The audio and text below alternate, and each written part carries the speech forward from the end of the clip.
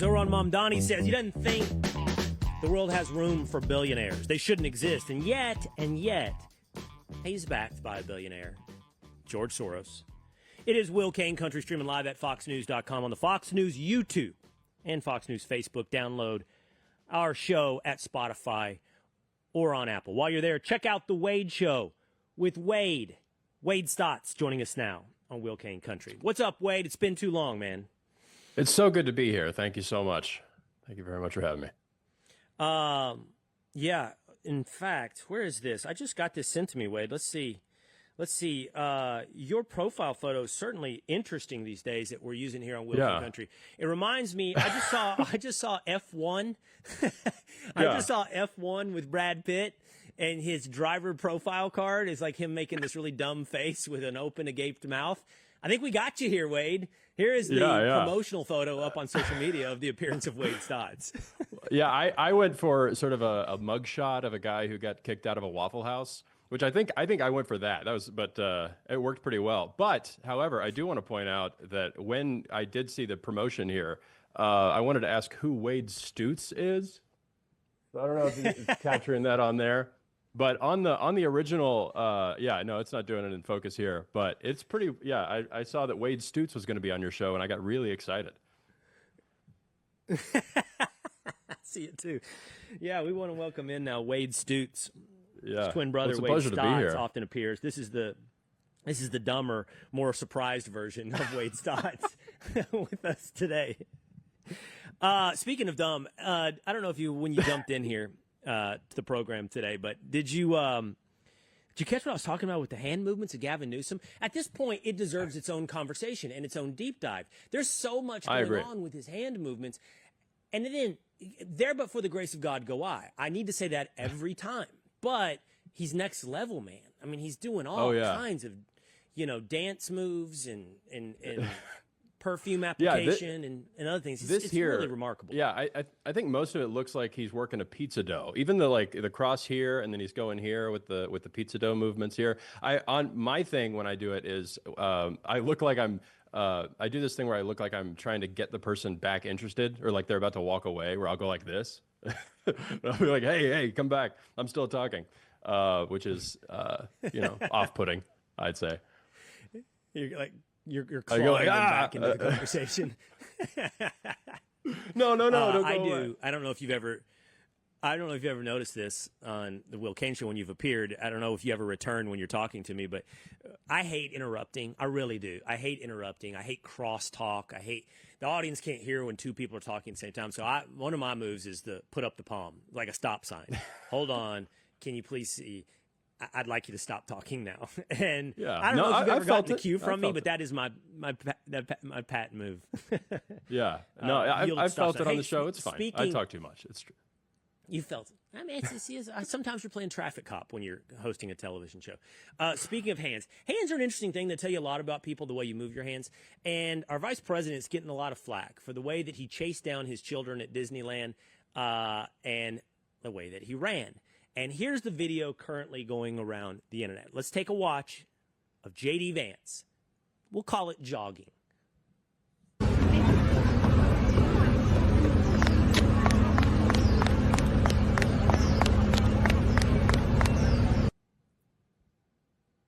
All right, Wade, the caption on whoever's Instagram this is J.D. Vance, quote, running. And he's running up towards some stairs, and his hands are low. Let's describe it for the audience. He's running with low hands. I'm not going to say he's running with straight arms. Straight arms is a whole nother level deal. But he also doesn't have his hands up in a jogging position. He's somewhere down around the thighs. And I love the vice president on many intellectual levels. But I think, and I would hope, that he have the ability to at least laugh or maybe explain something about this style of movement.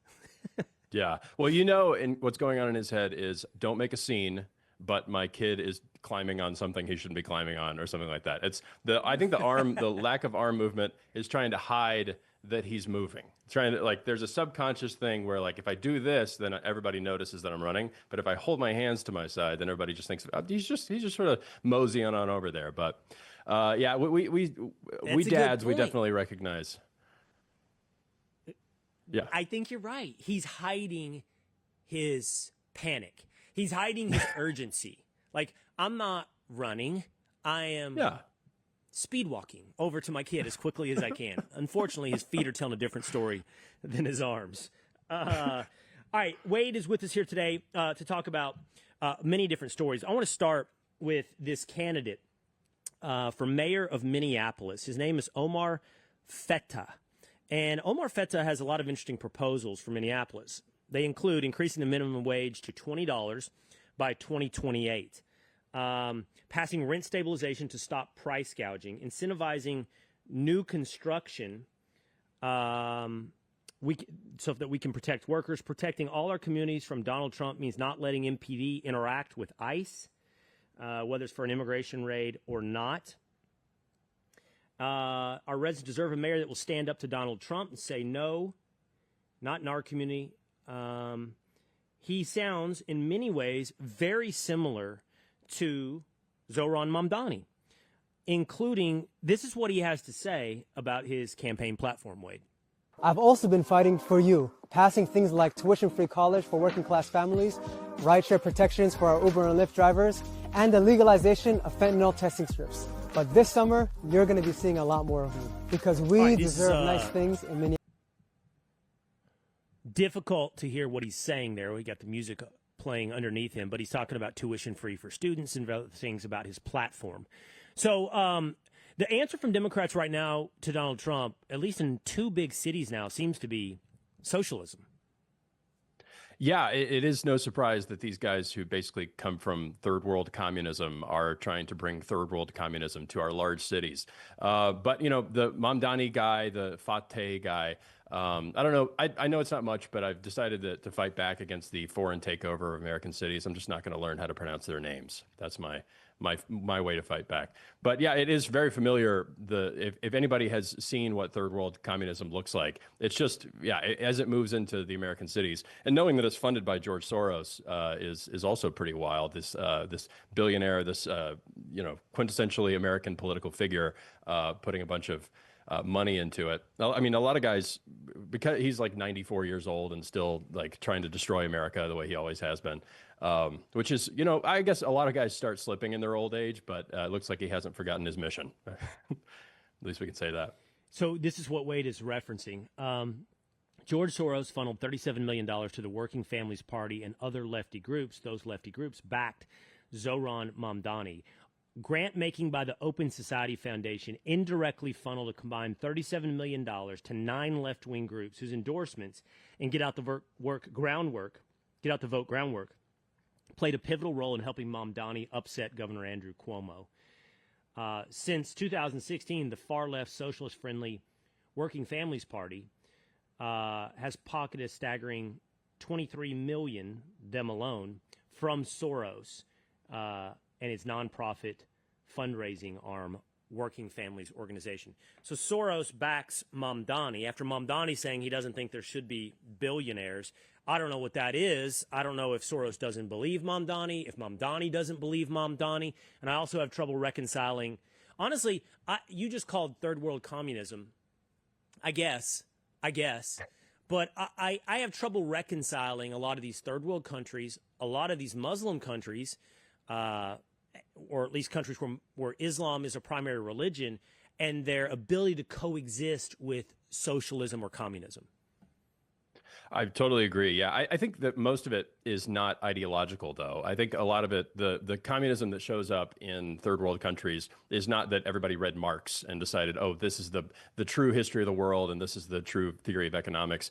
A lot of it is just pure envy, pure like, this is how I get power, is I make a bunch of promises and then I keep all the money. You don't have to be an ideologue to really understand that, and you don't have to have read classical economics or versus Marx, that kind of thing.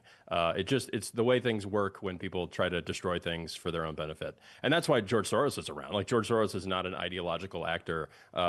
Same thing. He's like billionaires versus Mamdani. Really, it's just, okay, whatever breaks normal people down the most.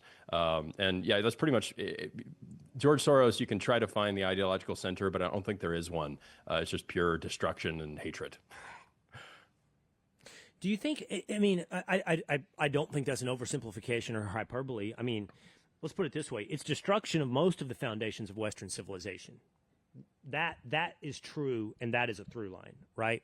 Now, what does that encompass? I don't know. Does that encompass a Judeo-Christian or a Christian cultural heritage? Does that include capitalism? Certainly seems to include capitalism. Does it include, representative constitutional republics? Yeah, I think it includes that as well. Those are all fair statements, I think. In pursuit of what? What is Soros's vision? Yeah, it's actually tough to think about the individuals that if they're just operating on pure resentment. If you try to reason with that person and say, hey, you're actually being self-destructive in how you're acting toward this person, that person's not going to hear you because it's just going to be like, okay, well, but I'm mad at this person. This person needs to go away or not exist or get out of my life or that kind of thing. People will do plenty of self-destructive things out of pure animosity. And yeah, you can say, hey, you're not being ideologically consistent, but when you're arguing with somebody who's just has their eyebrows down and is in a rage, it's actually wild how long the left can sustain rage at Western civilization, normal people, and America. But that is a crazy motivator that can just make you do things that don't make sense logically, don't make sense ideologically, but make sense at a base level, which again can sound unfair, but I think that's if you look for it and try to find the political center or find the political motivations, like you said, you run into these contradictions, which means that there's something else going on there. And for some reason, yeah, the emotional factors are become more prevalent as you dig in further and as you try to notice the real patterns going on. The most notable is the Portland LGBTQ activist who's also in support of various Muslim causes, whether that be Palestinians or whatever it may be. How do you reconcile those two things? They're just, and I know that the answer is, by the way, it is a instinctual base level. I don't think that much of an intellectual level. Prism of oppressor oppressed, just constantly seeing that, right? And I'm talking about really through a microscope, not through a telescope, right? I don't think that Portland LGBTQ activist really even thinks on the level of broad historical scopes. I don't think so. I don't know, Wade. I think it's a constant microscopic vision of human interaction and constantly aligning with the oppressed. That being said, I just saw a clip of actor John Leguizamo on Bill Maher's podcast, and he was regurgitating a lot of these things like the evil of America and the role that America has played in all these various countries and that we have undermined democracies and basically, maybe that kind of guy has tried to telescope out and he has applied his oppressor-oppressed worldview on a more global scale. But I think for the average person out there, it's pretty chaotic, incoherent, and really individual instance-based positioning. Yeah, C.S. Lewis in Screw Tape proposes a toast. Everybody should go read that first of all.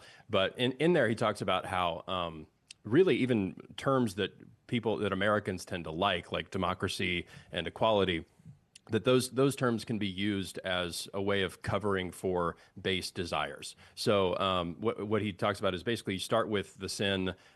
He talks about envy in particular. So you start with envy, and then after that you try to turn that envy. If the devil can succeed, he turns that envy into a principle, a thing that a guy would be willing to defend to his death, right? So you've got envy, and then you turn that into the principle of equality.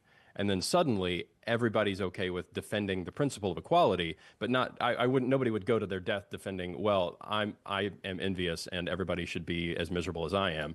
But if at the bottom of that is you're as good as me, you're no better than me, and so you can raise everybody who's better off than you to the ground.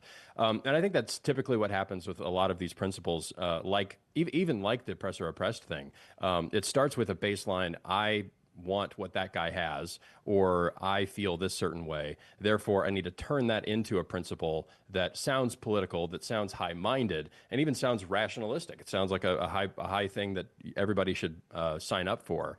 But really, at bottom, it's this ugly, nasty demon hiding inside you.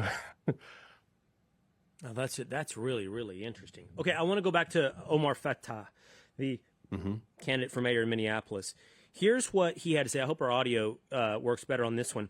Here's what he had to say about where I think he's from Minnesota, but his family immigrated from Somalia, meaning he was born here. I believe that to be the case. But here's what he had to say about Somalia. I understand that our Somali communities are all connected to each other here in Minnesota and back home, and I ask for your support. There's always been a link between our community here as well as back home, and I'm running to bridge that gap and unite all of us and represent all of us, because when we succeed here, we succeed everywhere. And I'm hoping to do that just like Abdrazak, inshallah. Wow. I mean, back home. That's something, right? Multiple references to back home. So this is not your home, the place you're running to represent. I mean, wait, like, part of me wants to be forgiving and be like, well, you're from an immigrant community. How about this, Wade? I was talking to a guy the other day. I don't think he'd mind, but he literally has received the Medal of Honor for fighting and suffered catastrophic injuries, right, in defense of the United States of America. But he's an immigrant from France. I said to him, and this is always sort of my test, and this made me reflect and be like, is your test not fair, Will? I said, if France plays the United States in soccer, and insert your soccer joke if you want, Wade, but if France plays the United States in soccer, who do you root for? And he said, France. And I said, really? And he goes, you got to retain something. He goes, I'm going to retain a few things from where I came from. You know, the French national soccer team is going to be one of those things I retain. This guy's dedication to the United States of America is beyond question and reproach, and remains so, to not just what he did, but what he's doing now. So there's a part of me, Wade, that wants to be a little bit forgiving, like, okay, maybe you always have, some historical connection to where you or your people came from. But if you're running for office, I don't know how you can call any place else home and expect to be elected in the United States. Yeah, there are plenty of distinctions between that guy and the sort of average Minnesotan or the average American. And one of those is that the average Minnesotan, the average American, doesn't have another home. There's no place to. So if things go really bad here, there's no place for Americans to retreat to. If we're homesick, we're typically, Americans can be homesick for a previous time, but we love here. We live here, and this is the place that we can go. I've never been to where most of my ancestors are from the British Isles. I've never been there. I'd love to go, and I'm sure that I'd have some emotional attachment there. But when you have nowhere else to defend, nowhere else to flee to, and you're represented by somebody who does, that can't instill a lot of really good confidence in people. But he's trying to build enough of a coalition of crazy lefties who will vote for the craziest lefty, and also people who know that he's there really to fight for the interest of the Somali communities within Minneapolis. And not to say that the guy who was mayor during the George Floyd riots was doing a better job, but they figured out some way to downgrade even from that, and it's to have a guy who doesn't have any kind of loyalty, even professed singular loyalty to America. And when people do immigrate here, and I understand that he was born here, but when people do immigrate here, they take an oath. Every one of them takes an oath to renounce all loyalties to previous governments and to uphold the laws of the United States. I think that the Trump administration generally should take that oath seriously. We basically treated that oath as sort of a formality. We don't treat most oaths the way that we used to, that there's any kind of skin in the game. But the immigration oath is a renouncement of the previous loyalties and a pledge of new loyalties to the United States, to the Constitution, to the people, and that needs to be taken seriously. And if it's not taken seriously by the party who makes that pledge, then it should be taken seriously by the people who are receiving that pledge. I totally agree. I find it utterly uncontroversial. Like, I mean, nothing about that can be perceived in any way but a obvious on its face truth. And I find it's controversial to make the argument in the opposite. When I was thinking about Somalia, this came up, and I found it pretty fascinating, by the way, and Somali refugees, Somali immigrants in America. Take a look at this. Somalia has the highest remittance rates, with migrant remittances inflows totaling 1.7 trillion, which is, this is the shocking part, 23% of the gross domestic product of Somalia. 23% of the Somali GDP is remittances from the United States, people sending money back home to Somalia. That's a pretty stunning figure. I thought maybe we should put that into context too, Wade. This is countries across the world sending remittances and where they're coming from. And far and away, the United States is the country where, and look, we're the world's largest economy, so to some extent you have to understand this is going to skew these stats, but this is in billions, $81 billion, 81.6, I believe that's in billions, in 1 year, 2022. The second is Saudi Arabia at 39.3. Third looks like, is that Switzerland? It looks like Switzerland, although it says CH underneath it, at 33.6 billion, and China at 18 billion coming in fourth. So, I mean, like, we're way and above everyone else on how much money we're sending out of this country. And one last little thing to show you here, Wade. This is who is doing the outgoing transfers in America. This is migrant working in the United States, sent a staggering $138 billion back to their families last year. You can see on this map the vast majority coming, well, not the vast majority, but the biggest contributors back to Mexico, $28 billion. I was pretty shocked. By the way, almost $7 billion from back to Guatemala, $4 billion back to Dominican Republic, 42% is going to Latin American countries. But I was kind of shocked that $15 billion going back to China, $10 billion going to India, $10 billion going to the Philippines, almost $7 billion going to Vietnam, almost 40% going to Asia. Then there's a smaller percentage going to Africa and to Europe.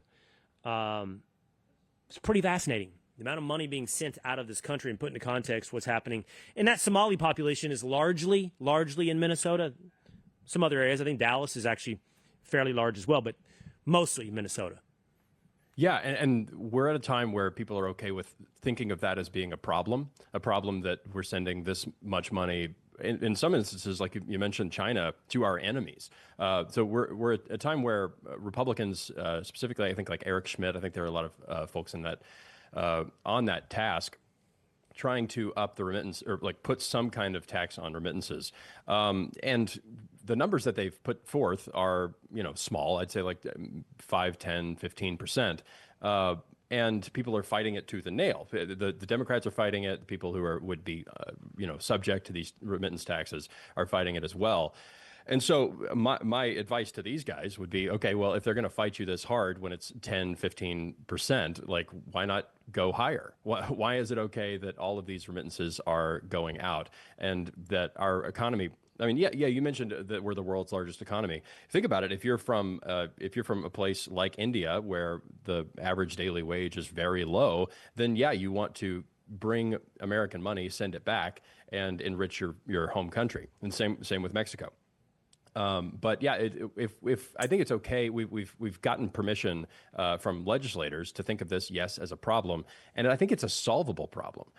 These remittances are not things that are owed to the people of other countries. We shouldn't be keeping entire economies afloat. The Somali economy shouldn't be dependent on American jobs. I've heard my whole life that immigrants generally are good for GDP, but this is a piece of the puzzle that doesn't often get talked about. And I think that if it does get talked about and talked about as a problem, the idea that mass immigration, huge influxes of these people are really good for us, it starts to show, hey, there's a loyalty problem and there's also a financial thing. If we are just a big place where people make their money and then we basically fund the world and keep these smaller countries afloat, or keep these wealthy countries in the case of China, then we're not a country. We don't have basic priorities. We're not keeping our money here. So trade is a huge deal. We know that Trump has talked about that, but remittance is a whole huge piece of this.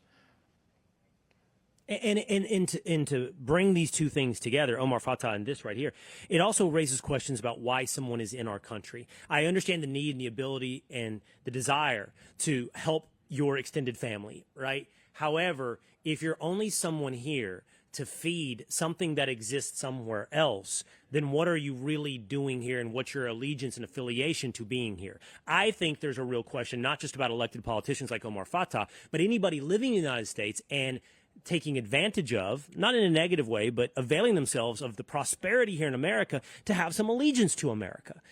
And I think this really raises questions about the economic outflows to other countries, the politicians that call other places home, the ability to be faithful to the United States Constitution, to even understand the United States Constitution, the fidelity to Western civilization, and to our way of life. And I think all these things raise questions about the kind of country we're raising right now and celebrating and electing in America. Mm-hmm. And you hear this when people talk about immigration and when people talk about what America is, they tend to talk about it in terms of opportunity. The way, if you are here, then you can make a ton of money. And if you open it up and you think of America as just a place for opportunity and not as a people, then you think, okay, well, if it's just a bunch of bare opportunities, if it's just a bunch of doors along a wall, then why is it only Americans get to walk through that? Well, it turns out that America is a people, and that the opportunities that are here are primarily for the American people. And that's not some kind of saying that we should, I think it's okay to say that we should privilege American interests. And that means not just globally, not just in international policy, but also the interest of the average American. We talked about trade, manufacturing. Right. Trump is big on those things. But immigration being another one of his big pillars, we have to... It always leads into questions of national identity, national priorities. Who are we? What are we for? Why do we exist? And the state existing for the people, the economy existing for the people, I think is something that we can start to admit, and then to be able to say who those people are and who they aren't. Like you mentioned, why are some of these people in the country? You can ask them that at an immigration exam, or you can ask them that at when they're raising their right hand to give that pledge. But the answer works itself out on graphs like you saw, like you just showed on the show. Those loyalties are still there. I understand personal loyalties, and that's why mass immigration is a problem. So yeah, I understand. You mentioned it's okay for people to want to take care of their families. Yes, it's okay for people to want to take care of their families. And when you see people trying to when you add mass migration to any place, then taking care of families that are elsewhere means that other people just sink. People fall through the cracks. Right. All right, for more thoughtful stuff like that, check out The Wade Show with Wade. He is Wade Stotts, and we always love having him here on Will Cain Country. Thank you so much, Wade. Thank you so much for having me.